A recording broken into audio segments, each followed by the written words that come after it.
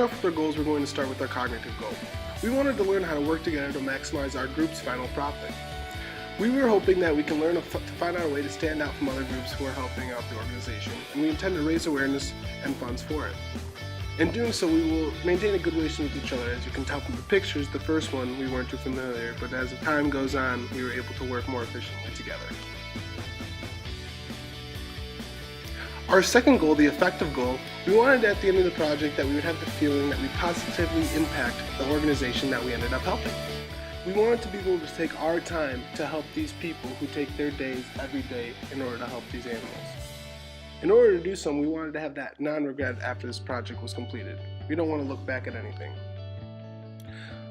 Lastly, we have our behavioral goal.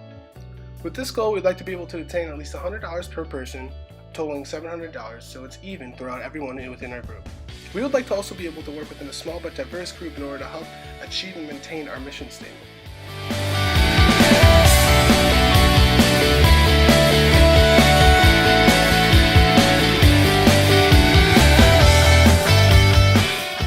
Starting off, we have our primarily SMART goal, which is to raise $700 as a group. In order to do this, we need to use the resources and contacts we already have in order to strive to get that $700 and reach out to as many people as possible to get the awareness out. Our first SMART goal is to have 5 separate contributors to our cause. In order to do so, we need to have certain fundraisers to be able to reach a broad audience so we can reach as many people as possible so we can meet that SMART goal. Our second SMART goal is to have 3 or more companies supply us with their resources in order to help our cause. In order to do this, we're going to have to definitely reach out to multiple companies and do research into some that give very good charitable donations. Within that, we should be able to, and have been able to, acquire companies that help our cause.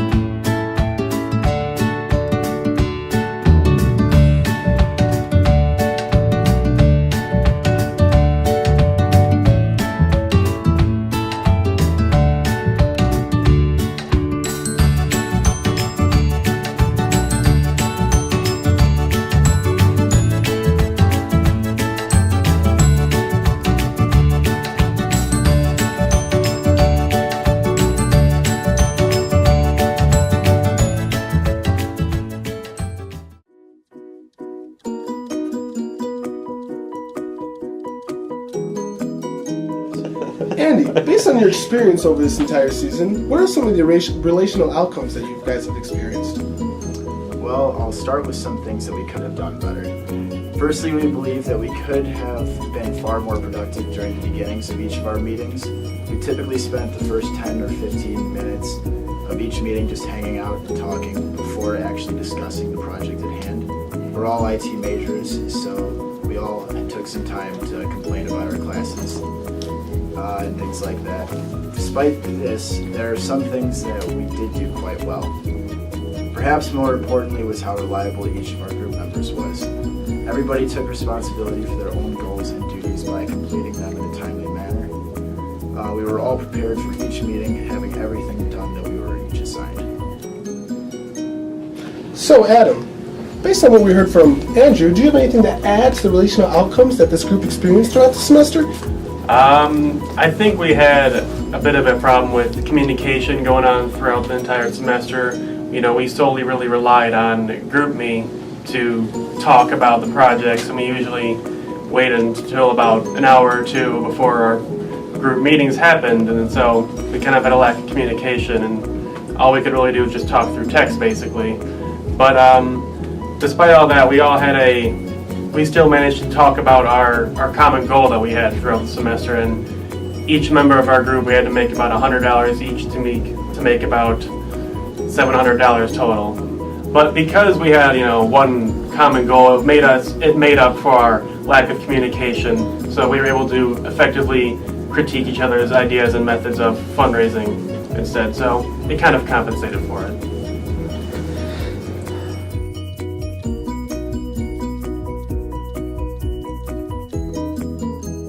We had our primary goal of getting $100 apiece. We ended up getting $902 and 10 cents between the 7 of us.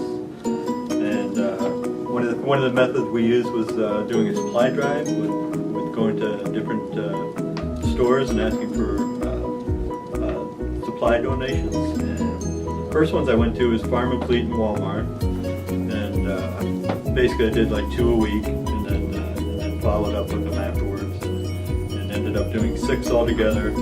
Farm and Fleet gave us some supplies, like $30 of supply. Walmart gave us a $100 gift certificate.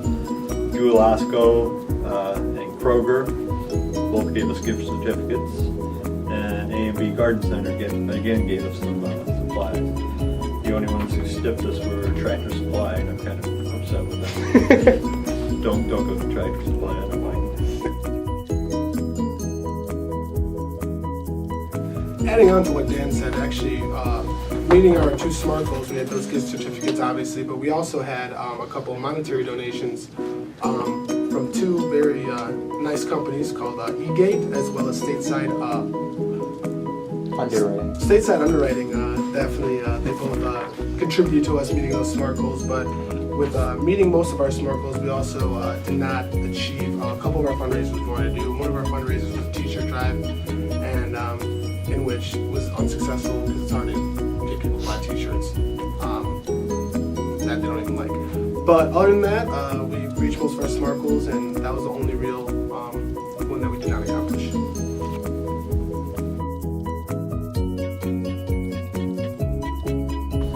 Based on the decision-making processes we learned in class, what are some that you guys used throughout the semester? So the first one probably did was the majority rule, which is where when we were deciding what organization to support, we all just kind of had different viewpoints on what we should do first. So we kind of just took a vote and decided to go with Wishbone. But throughout the whole other semester, we just kind of went with collaborating and just compromising with each other and just making decisions based off that.